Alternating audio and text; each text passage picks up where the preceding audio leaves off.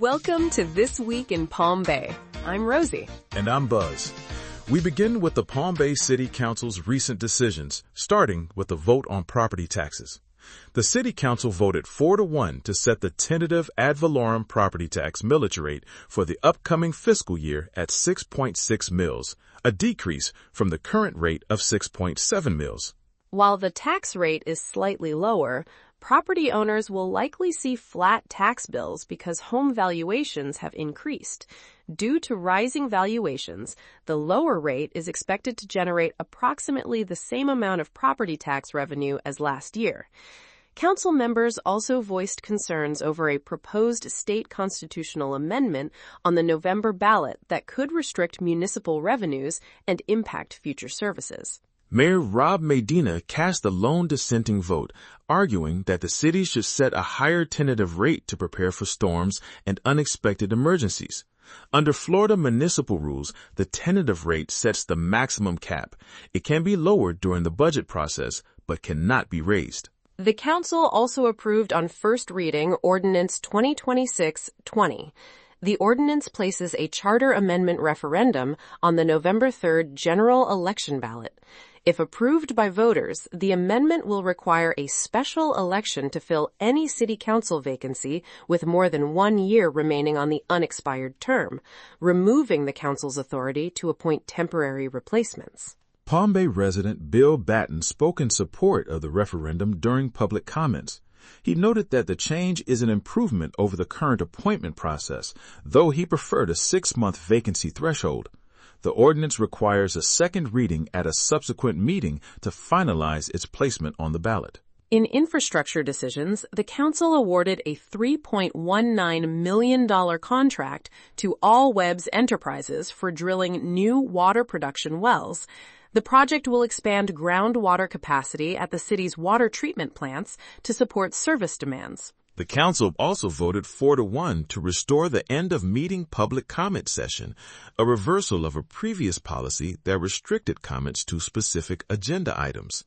Turning to local elections, City Clerk Terry Leffler issued the official notice of the municipal primary election for City Council seats 4 and 5, scheduled for August 18, 2026. In public safety news, the Palm Bay Police Department and Palm Bay Fire Rescue faced off in their annual charity basketball game on Friday, July 17th at Heritage High School, raising funds for local community youth programs. The police department's use of automatic license plate readers faced public opposition at the July 16th council meeting.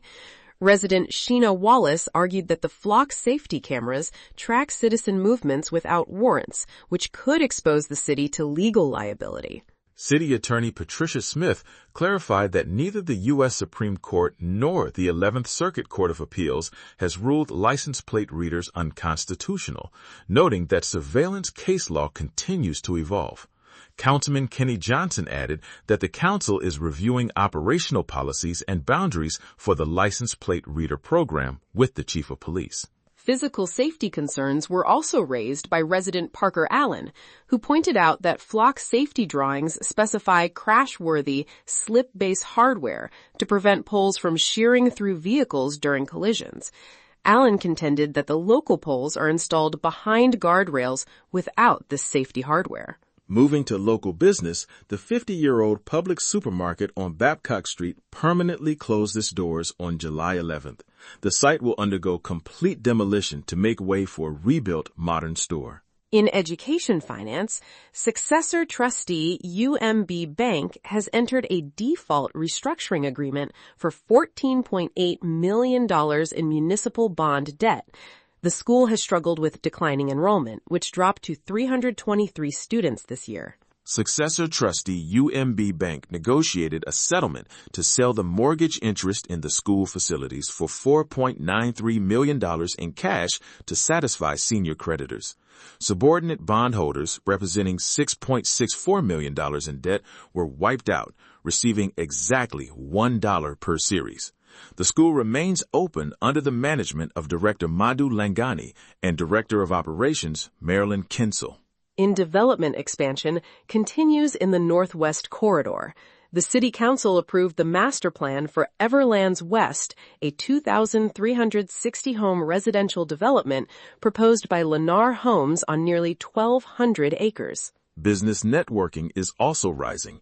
The Orlando Business Journal ranked the Greater Palm Bay Chamber of Commerce as the fastest-growing chamber in Central Florida, citing a 66.18% revenue surge. Finally, commercial filings in the city's permit portal show site plan applications for a new commercial car wash at St. John's Heritage Parkway and Emerson Drive, and a new storage facility on Kirby Lane. We now look at the week ahead in Palm Bay, beginning with election deadlines. The deadline for residents to register to vote in the August 18th municipal primary elections is Monday, July 20th, 2026.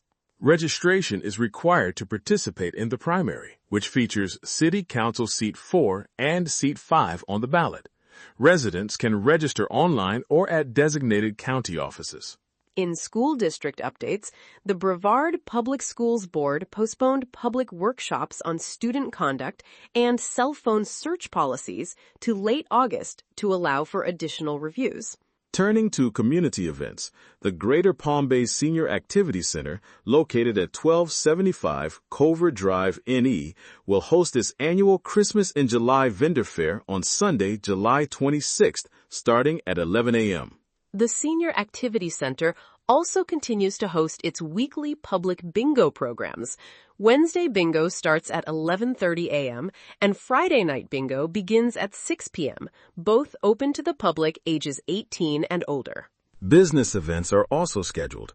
The Greater Palm Bay Chamber of Commerce will host its monthly Space Coast Area Technology and Innovation Breakfast on Thursday, July 23rd from 8:30 a.m. to 10 a.m. at 2495 Palm Bay Road, NE. The breakfast features guest speaker Colonel Eric Zarybnitsky discussing the Space Force's human capital mission.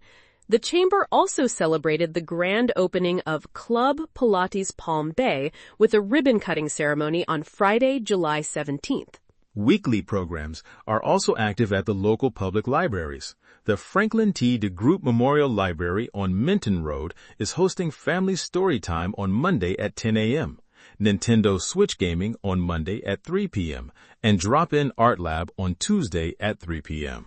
The DeGroot Library also hosts Giggles and Wiggles music on Wednesday at 10 a.m., scavenger hunts on Friday, and creative projects on Saturday morning. The Palm Bay Public Library on Port Malabar Boulevard is hosting toddler and preschooler playdates on Monday and Tuesday, and an introduction to Dungeons & Dragons on Wednesday at 6:15 p.m. Recreation activities are also scheduled. The Ted Whitlock Community Center and Tony Rosa Community Center are hosting daily summer fun camp sessions and open volleyball programs. Residents should note that Driscoll Park remains closed for renovations, and Liberty Park has limited access due to construction. In traffic advisories, the Public Works Department announced a temporary lane closure and flagging operation for asphalt patching on Cogan Drive and San Filippo Drive. The closure runs from Thursday, July 23rd at 9 a.m. through Friday, July 24th at 3:30 p.m. Finally, the Utilities Department is transitioning stormwater and solid waste service accounts to monthly billing, with the first monthly statement scheduled to mail on July 23rd. That is This Week in Palm Bay. Read the full reports on the Palm Bear website and subscribe to receive updates directly. I'm Rosie. And I'm Buzz. Thank you for listening.